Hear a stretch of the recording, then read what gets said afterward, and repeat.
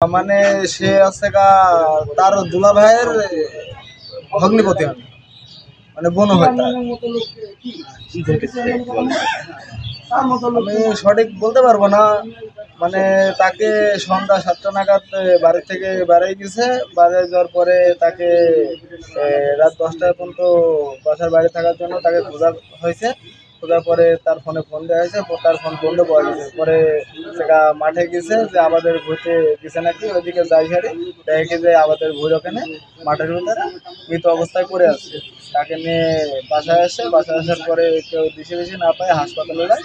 হাসপাতালে যাওয়ার পরে সেটা পুলিশ তদন্ত করে। পুলিশ তদন্ত করে সেটা এখন কুষ্টিয়া থেকে এখানে পাঠাইছে। কোন হাসপাতালে নিয়ে যাওয়া হয়েছিল? দৌলতপুর। সেটা থেকে কি বলেছিল? তার গায়ে কোনো গুলি?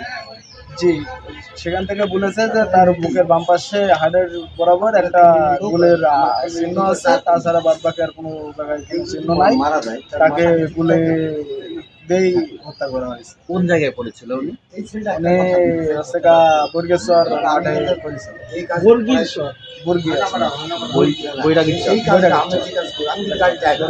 বৈরাগীচরে মধ্যে মাঠের ভিতরে পড়েছিল। বাড়িটা কোন গ্রামে? বাড়িটা হলো ভাঙ্গাপাড়া। আচ্ছা, ও যে কালকে গেল রাত 10টার দিকে খোঁজাখুঁজি শুরু করলেন, আমি তো যেটা শুনছি যে নিয়মিত তারা রাত্রেই কাজ করতো, যে বালি টালি তুলে ওই জায়গায় ঘুমাতো। এই ব্যাপারটা যদি একটু ক্লিয়ার করেন। জি স্যার, না সে ওখানে ঘুমাতো না, মানে মাঝে মধ্যে বন্ধুদের আড্ডায় পড়ে একটু একটু রাত করতো। কিন্তু কালকে মেলা রাত হওয়ার পরে খোঁজাখুঁজি করার পরে তাকে মৃত অবস্থায় মাঠের ভিতরে পাওয়া যায়। আর সে মাঠে কৃষি কাজকাম করতো। ধন্যবাদ।